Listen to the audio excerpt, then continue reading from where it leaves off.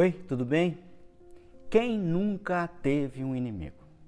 Vejam, não estou falando de Satanás, pois é claro que todo cristão enfrenta um arqui-inimigo, o diabo, do qual Pedro nos previne.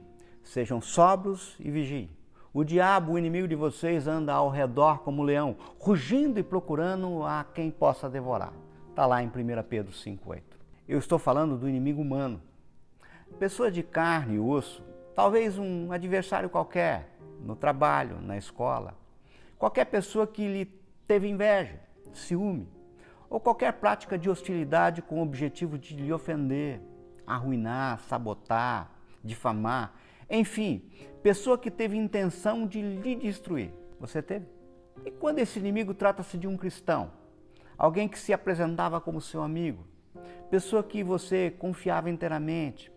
Pessoa com que você convivia? Pessoa com quem você orava a Deus? Já teve também? Agora, a pergunta que fazemos a nós mesmos é: como devemos proceder? O que fazer? Como devemos tratá-los? E no caso, temos como certo que devemos consultar ao Senhor, e nada melhor do que olharmos as Escrituras, ou seja, nos socorremos da Bíblia. Agora, onde buscar?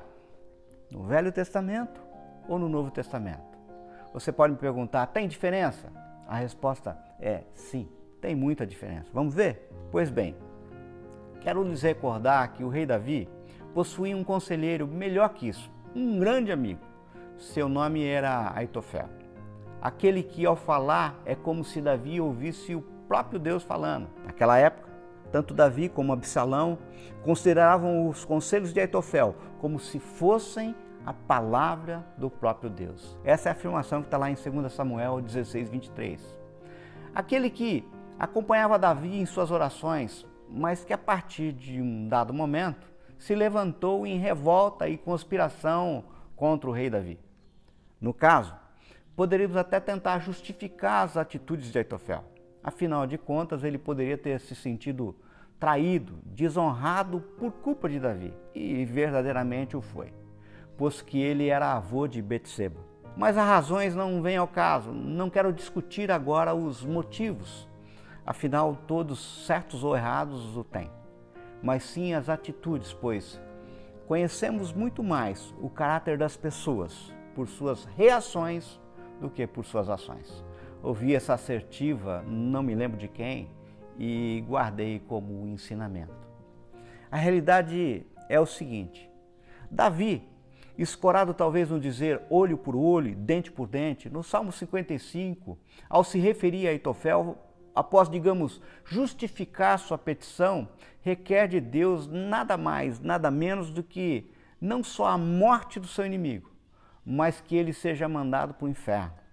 Vejam o que está escrito em alguns versos do Salmo 55. Acompanhem comigo. Verso 15. Que a morte apanhe os meus inimigos de surpresa. Desçam eles vivos para a sepultura. Na versão Almeida Corrigida Fiel está: a morte os assalte e vivos desçam ao inferno. Lá no verso 19, Deus que reina desde a eternidade me ouvirá e os castigará. No verso 23 diz assim, mas tu, ó Deus, farás descer a cova da destruição aqueles assassinos e traidores, os quais não viverão a metade dos seus dias. Eu poderia até ouvir de alguns: é isso exatamente que eu quero que Deus faça com meus inimigos.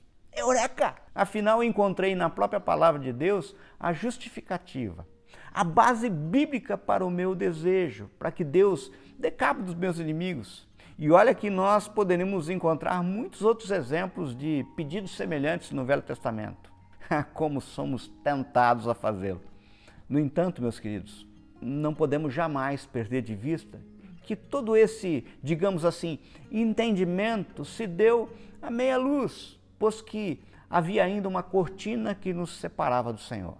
Em absoluto contraste às nossas tentações, vem o Senhor Jesus, aquele que rasgou as cortinas, o véu, de cima a baixo, trazendo luz eterna e nos aponta: vocês ouviram o que foi dito, olho por olho e dente por dente, mas eu lhes digo, não resistam ao perverso. Se alguém lhe ferir a face direita, ofereça também a outra. Está lá em Mateus 5, 38 e 39. Sermão do Monte. De semelhante modo, vocês ouviram o que foi dito: ame o seu próximo e odeie o seu inimigo. Mas eu lhe digo, ame os seus inimigos e orem por aqueles que os perseguem. Mateus 5, 43 e 44. É ruim, hein? Eu por vezes não dou conta de quem gosta de mim. Daí vem Jesus e manda eu amar meu inimigo. Aquele que não me quer bem, aquele que quer me prejudicar, que me prejudicou. E ainda por cima eu devo orar por ele. É só o que me faltava. Queridos, muitos se equivocam e dizem que não conseguem amar a seus inimigos, isso porque simplesmente acham que amar é só uma questão de sentimento. Mas se bem observarmos 1 Coríntios 13, versos 4 a 7, veremos que amar vai além de mero sentimento. Amar é atitude, amar é postura, é comportamento. Você acha mesmo que o Senhor lhe ordenaria algo sobre o qual você não tem controle, que é o seu sentimento? Veja, a ordem de Jesus aqui está falando de postura, de comportamento. E note, eu amo não porque a pessoa mereça, mas porque Jesus merece. Você já pensou nisso? Note, Jesus ofereceu sua própria vida em sacrifício perfeito por mim. E como que se isso não bastasse, ainda orou a Deus dizendo: Pai, perdoa-lhes porque não sabem o que fazem. Lucas 23, 34. Eu merecia? Você merecia isso? Veja, é assim que o Senhor Jesus ainda continua fazendo por nós em todo o tempo. Se todavia alguém pecar, temos advogado junto ao Pai, Jesus Cristo justo. Está lá em 1 João 2,1. Querido, querida, busque conforto nas palavras de Paulo. Quando somos amaldiçoados, abençoados, quando perseguidos, suportamos, quando caluniados, respondemos amavelmente. Está lá em 1 Coríntios 4, 12 e 13.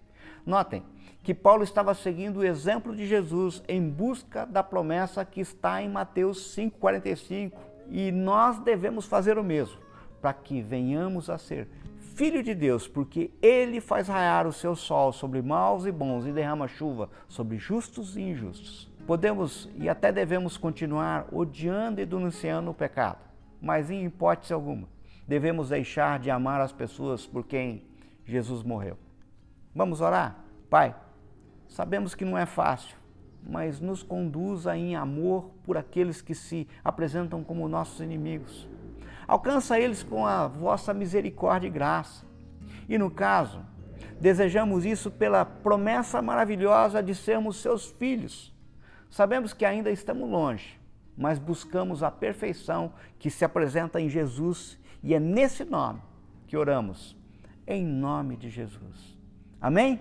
Fica com Deus. Deus te abençoe.